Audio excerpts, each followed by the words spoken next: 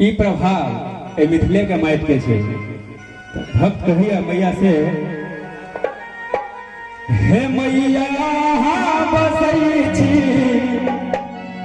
मिथिला नगर माट में, पुण्य भूमि मिथिलेश में। हे मैया बसई छी मिथिला नगर माट में, पुण्य भूमि मिथिलेश में। हे मैया बसई छी मिथिला नगर माट में, पुण्य भूमि मिथिलेश में। पुण्य भूमि मिथिलेश में।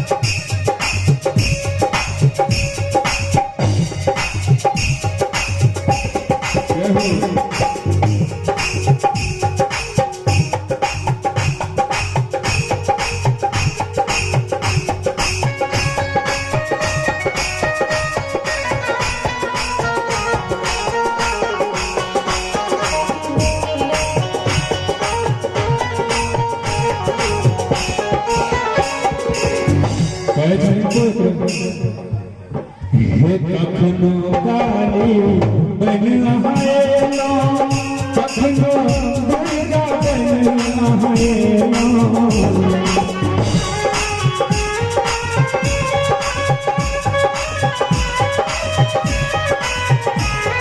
हे कखनो काली बन आएलो, कखनो दुर्गा बन आएलो।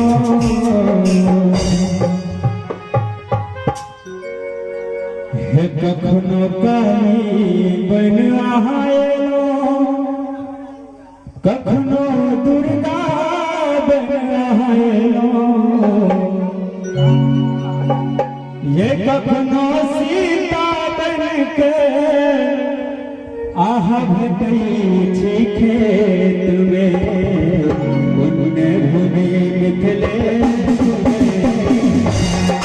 ये कखनो सीता बन के आह भेटै छी खेत में, पुण्य भूमि मिथिलेश में। मैया बसई छी मिथिला नगर माट में, पुण्य भूमि मिथिलेश में।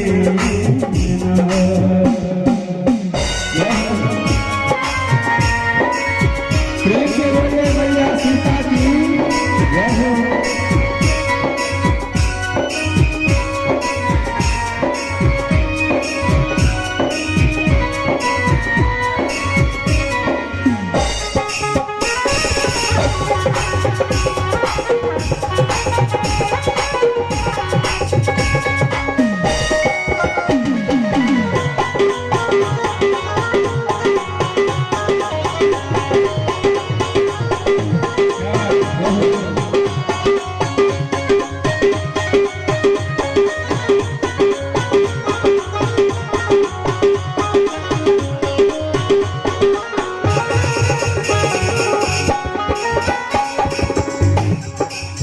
हे मांडन भारती सबलन धाम, आहार रखलिए हुजरमान।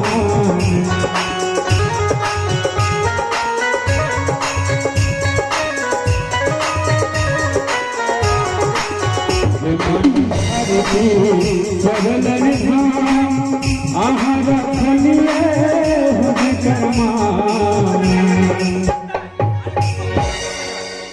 हे मांडन भारती सबलन धाम, आहार रखलिए हुनकर मान। हे कालिदास वास पुरलिए कहि रात में, पुण्य भूमि मिथिलेश हे मैया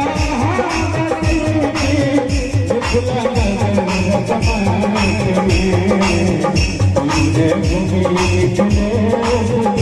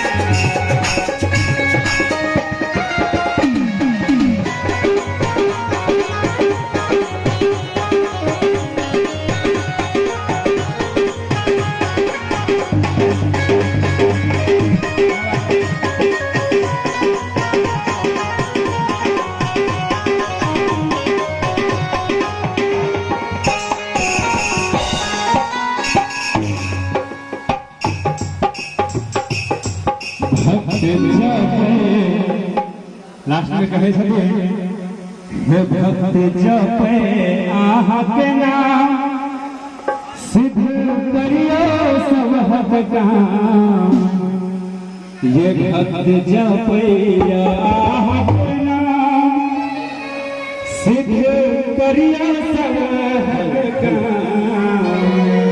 क्या बात है? ये राहुल विवेक छुपाने कौन अहिं के गोर में पुण्य भूमि मिथिलेश